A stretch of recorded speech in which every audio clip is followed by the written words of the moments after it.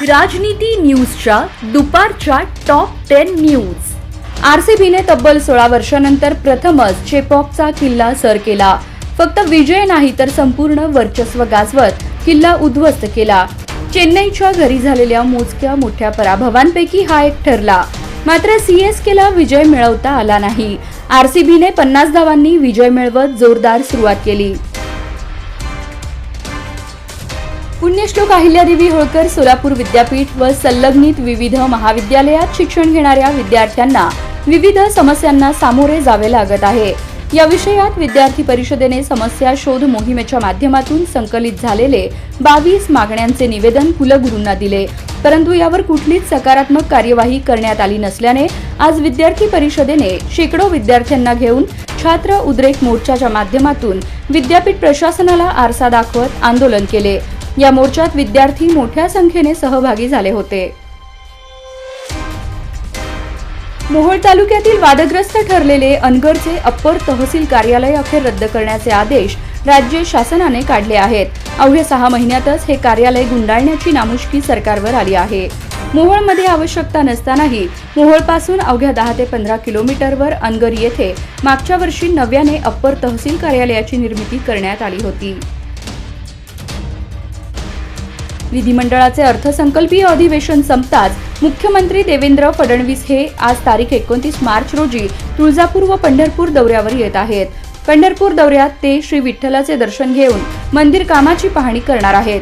विविध विकास कामांचे भूमिपूजन आणि त्यानंतर फडणवीस हे माजी आमदार प्रशांत परिचारक यांच्या घरी भेट देणार आहेत। फडणवीसांच्या तातडीने होणाऱ्या दौऱ्यात पंढरपूरसाठी नवीन काय घोषणा होणार का याची उत्सुकता आहे। सालाबादप्रमाणे श्री वटवृक्ष स्वामी महाराज देवस्थानच्या वतीने श्री स्वामी समर्थ प्रकट दिन सोहळा 31 मार्च रोजी मोठ्या भक्तिभावाने साजरा होणार आहे। या अंतर्गत पहाटे 4 वाजता प्रभात फेरी, 5 वाजता काकड आरती तसेच 10 ते 12च्या दरम्यान भजन सेवा व दुपारी 12 वाजता पारंपरिक पद्धतीने श्रींचा जन्म सोहळा व पाळणा कार्यक्रम संपन्न होईल। त्यानंतर स्वामी भक्तांसाठी महाप्रसादाचे आयोजन करण्यात आले आहे।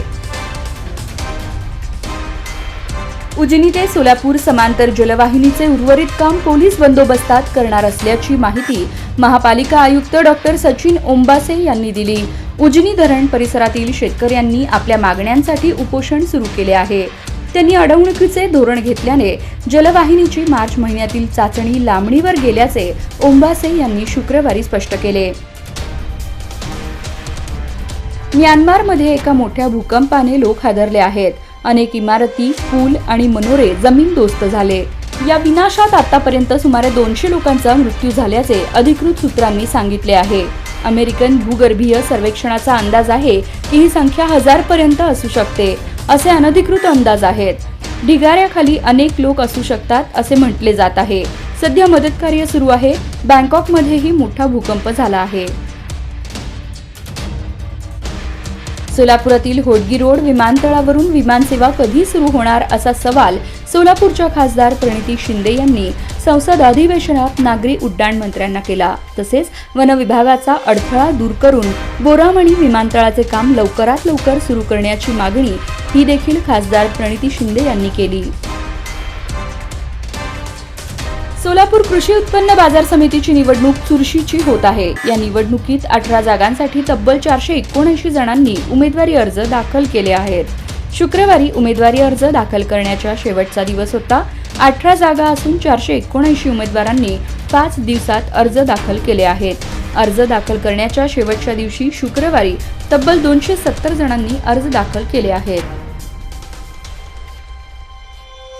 उन्हाळ्याच्या सुट्टीनिमित्त गावी तसेच पर्यटनासाठी जाणाऱ्या प्रवाशांच्या सोयीसाठी राज्य परिवहन महामंडळाने तयारी सुरू केली आहे। महामंडळाने राज्यात जादा 764 बसद्वारे दिवसाला 521 जादा फेऱ्यांचे नियोजन केले आहे। दररोज 2.5 लाख किलोमीटरचा प्रवास होणार आहे। प्रवाशांना महामंडळाने उन्हाळ्याच्या सुट्टीनिमित्त हे गिफ्ट दिले आहे। ही सेवा 15 एप्रिल ते 15 जून दरम्यान असेल।